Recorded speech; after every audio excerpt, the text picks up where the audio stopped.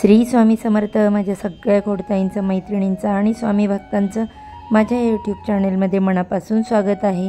आजचा दिवस तुम्हाला सुखाचा, समाधानाचा, आनंदाचा आणि भरभराटीचा जाओ हीच महाराजांच्या चरणी प्रार्थना करते आणि आपल्या आजच्या नवीन व्हिडिओला सुरुवात करते। उत्पत्ती एकादशी ही कार्तिक महिन्यातील कृष्ण पक्षातील एकादशी तिथीला साजरी केली जाते। ही एकादशी चातुर्मासानंतर येणारी पहिली एकादशी आहे।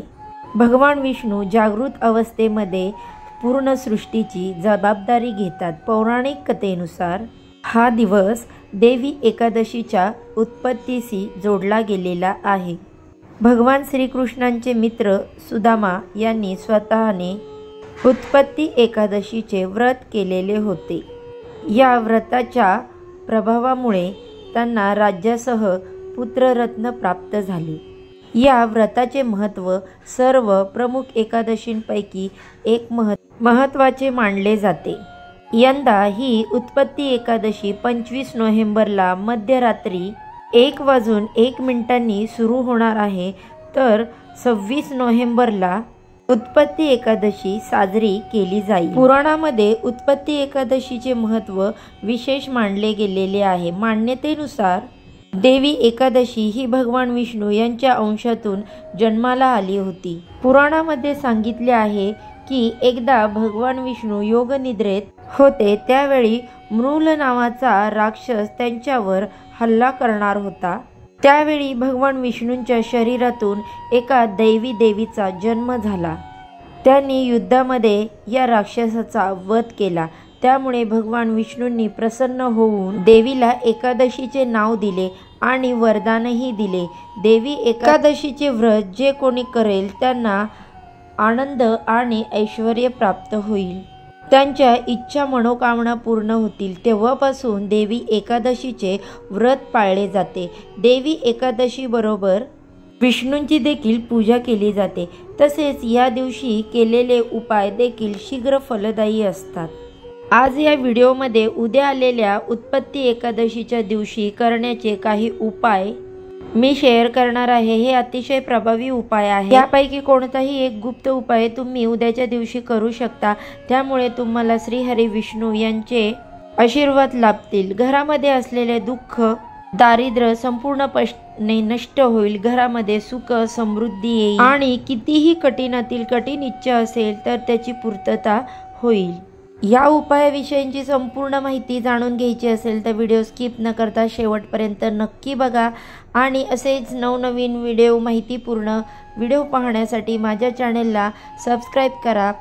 बाजूला असणारे बेल आयकॉन देखील क्लिक करा, ज्यामुळे मी माझ्या चॅनेलवरती जेव्हाही नवीन व्हिडिओ अपलोड करेल त्याचे नोटिफिकेशन अगदी सहजपणे तुमच्यापर्यंत पोहोचेल आणि तुम्ही एक पण व्हिडिओ मिस करणार नाही। तर पहा, उद्या आपल्याला पहाटे लवकर उठायचं आहे। शक्य असेल तर ब्रह्ममुहूर्तावरती उठा।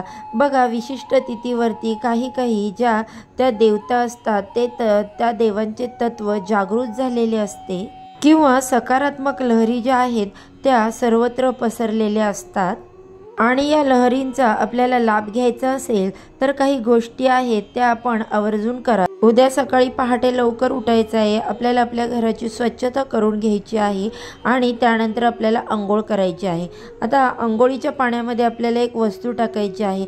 बघा, तसं तर उद्या पवित्र नदीवरती जाऊन स्नान करण्याला अतिशय महत्त्व दिलं गेलेलं आहे, पण आजच्या या धकाधकीच्या जीवनामध्ये पवित्र नदीवरती जाऊन स्नान करणं शक्य नाही। त्यामुळे घरच्या घरी देखील आपण काही उपाय करू शकतो। म्हणून आंघोळीच्या पाण्यामध्ये आपल्याला थोडंसं गंगाजल टाकायचं आहे। त्यामुळे पवित्र नदीवरती स्नान केल्याचं पुण्य आपल्याला प्राप्त होतं।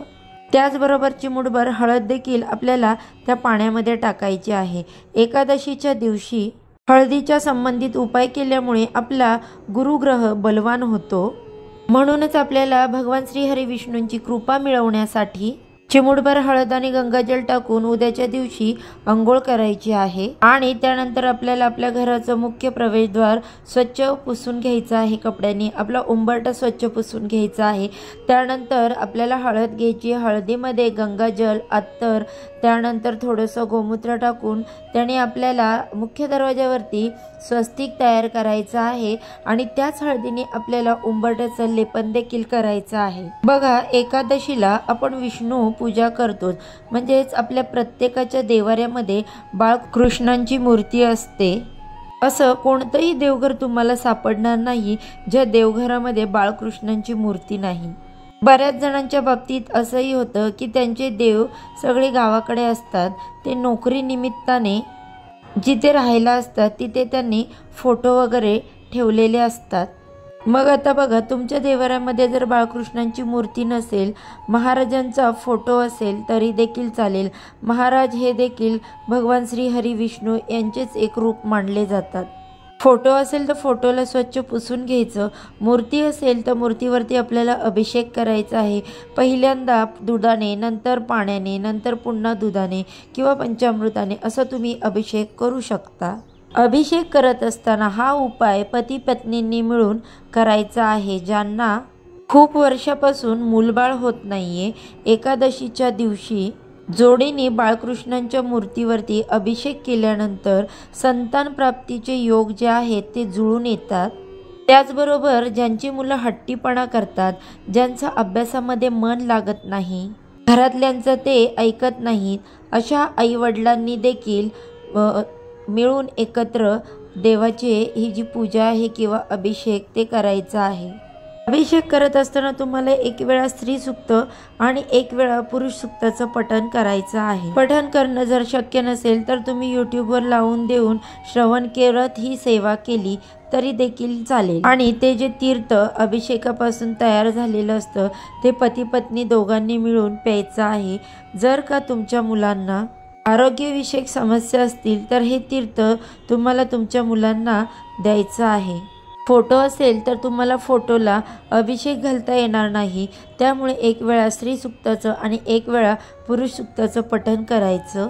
आता बघा, ज्यांच्याजवळ मूर्ती आहे त्यांनी काय करायचं, ही मूर्ती आहे ती स्वच्छ पाण्याने धुवून घ्यायची, एखाद्या छोट्याशा चौरंगावर अक्षदा अर्पण करायच्या आणि त्यावर हळदी कुंकू अर्पण करून ती मूर्ती त्या अक्षदांवर स्थापित करायची।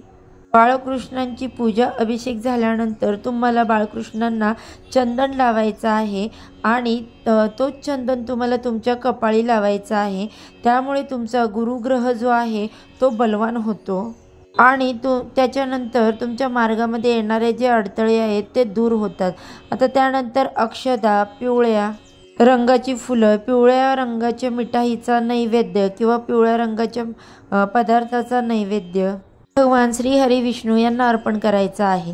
देवघरामध्ये जर तुम्ही समई प्रज्वलित करत असाल तर उद्याच्या दिवशी त्याच्या पाचही बाजूंना 5 वाती घालून विष्णूंची पूजा केली असता ती पंचेंद्रियांनी समर्पित पूजा मानली जाते। आता ही पूजा यशस्वी मानली जाते, तसेच यशाच्या मार्गातील अडथळे दूर होतात।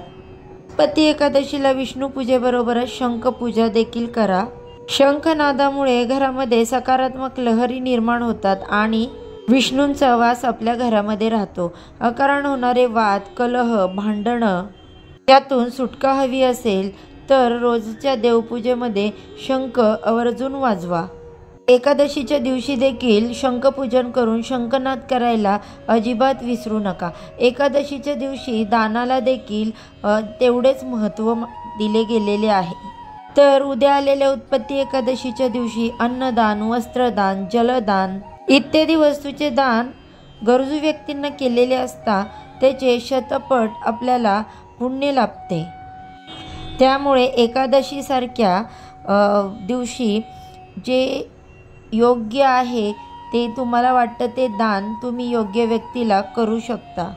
आता हिवाळा सुरू आहे, त्यामुळे तुम्ही जर गरम ब्लँकेट, स्वेटर, आवश्यक ज्या वस्तू आहेत त्याचे दान केल्यामुळे विष्णू कृपा प्राप्त होते आणि उत्पन्नाच्या संधी वाढल्या जातात। आर्थिक स्थिती मजबूत होते। उत्पत्ती तिथीला भगवान विष्णूंची विधिवत पूजा करण्यासोबतच संध्याकाळी तुळशीच्या रोपासमोर तुपाचा दिवा अवश्य लावा आणि हा दिवा प्रज्वलित करताना ओम नमो नमो भगवते वासुदेवाय नमः या मंत्राचा जप करा। आणि या दिवशी भगवान विष्णूंना गुंजा फळ अर्पण करू शकता आणि त्याच्या काही बिया भगवान विष्णू यांच्या नावाने आपल्या तिजोरीमध्ये ठेवा। असं केल्यामुळे व्यवसायात तुम्हाला भरपूर नफा मिळतो। उद्या आलेल्या उत्पत्ती एकादशीच्या दिवशी चौमुखी दिवा तुम्हाला संध्याकाळी लावायचा आहे आणि हा महत्त्वाचा उपाय आपल्याला इच्छापूर्तीसाठी करायचा आहे। या उपायासाठी आपल्याला कलश भरून पाणी घ्यायचं आहे, त्याच्यामध्ये चिमूटभर काळे तीळ टाकायचे आहेत, शुद्ध तुपाचा दिवा, हळदी, कुंकू, अक्षता हे सर्व साहित्य घ्यायचं आहे आणि हे सगळं साहित्य घेऊन तुम्हाला पिंपळाच्या झाडाजवळ जायचं आहे। हे जे तांब्यातील जल आहे ते झाडाला अर्पण करायचं, हळदी कुंकू अर्पण करायचं, त्याच्यानंतर अक्षता अर्पण करून धूप दीप ओवाळून घ्यायचा आणि तिथे तुम्हाला तुपाचा एक दिवा प्रज्वलित करायचा आहे। ओम नमो भगवते वासुदेवाय नमः या मंत्राचा जप करायचा आहे। असे केल्यामुळे तुम्हाला श्रीहरी विष्णूंसोबत देवी लक्ष्मीचा देखील आशीर्वाद मिळेल आणि तुम्हाला असलेले प्रकारातील प्रकर पितृदोषही नष्ट होतील। कारण पिंपळाच्या झाडामध्ये श्रीहरी विष्णूंचा वास असतो, सोबतच आपल्या पितरांचा ही वास पिंपळाच्या झाडामध्ये असतो। असं केल्यामुळे पितरांचे देखील असंख्य आशीर्वाद तुम्हाला लाभतील।